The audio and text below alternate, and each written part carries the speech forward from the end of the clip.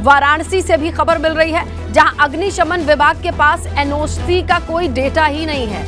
यानी एनओसी दे दिया गया है, लेकिन किसे किसे दिया गया है, कहां दिया है, ये कोई ब्यौरा ही नहीं है। लखनऊ की घटना के बाद अभियान जब चलाया गया तो बहुत सारी खामियां मिली हैं। फायर डिपार्टमेंट की सुस्ती पर भी सवाल उठे हैं। अपने अपने क्षेत्र में एनओसी का आंकड़ा जुटाने में विभाग एकदम से जागा है और अब आंकड़े को जुटाने में लग रहा है। लेकिन एनओसी क्या ऐसे ही बढ़ जाती है? इतना आसान है कि एनओसी को पर्चे की तरह बांट दीजिए और आपको पता भी ना हो कि किसको किसको कहां एनओसी दी है। ये शिथिलता नहीं तो क्या है, ये समझने की कोशिश करेंगे कि वाराणसी में किस तरीके का माहौल है। देखिए, कल की तस्वीरों के बाद, नीतीश हमारे सहयोगी आप जुड़े हैं वाराणसी से, कल की तस्वीरों के बाद तो हाथ पांव फायर विभाग के हर पूरे प्रदेश में फूल गए होंगे कि कहां एनओसी दी है, ये पता ही नहीं है। क्या हाल है काशी के? हाल खराब है स्नेहलता।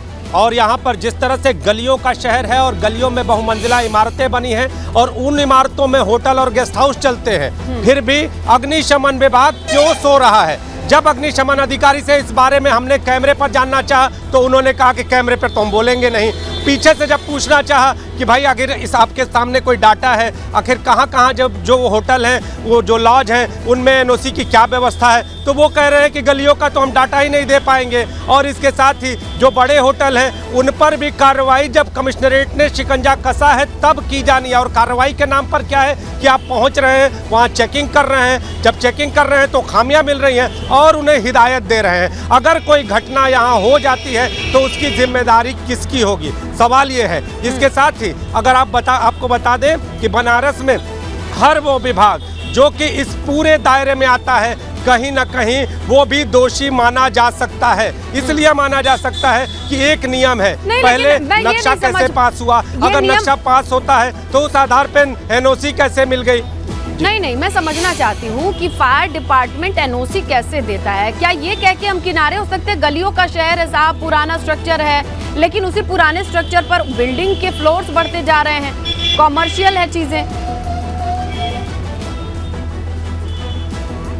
निश्चित तौर पे चूंकि यहाँ पर अगर आप अक्सर देखें स्नेहलता, आप भी यहाँ पर आई हुई है और देखिए छोटी छोटी गलियों में बहुमंजिला इमारतें यहाँ पर अभी अगर कहें तो कमर्शियल पर्पस से यहाँ पर खोल दी गई। कई गलियों में लॉज चलते हैं, लेकिन वहाँ पर अग्निशमन की क्या व्यवस्था है इसका आंकड़ा न तो अग्निशमन विभाग के पास है और न तो किसी अन्य विभाग के पास है कि वहाँ पर अगर कोई लखनऊ जैसी घटना हो जाती है तो फिर अग्निशमन विभाग कर क्या रहा है, काम क्या है? इनसे जरा सवाल पूछिएगा कि आप लोगों का तनख्वाह, आप लोगों की सैलरी, अगर गलियों के शहर में अपने आप चीजें बनती जा रही हैं, एनओसी के नाम पे कुछ करना ही नहीं है, तो फिर क्या व्यवस्था है? उनसे सवाल जरूर कीजिएगा और क्या कोशिश कर सकते हैं ये भी पूछिएगा कि क्या क्या पॉसिबिलिटी है, वो खोजें, रास्ता निकालें। शुक्रिया नीतीश।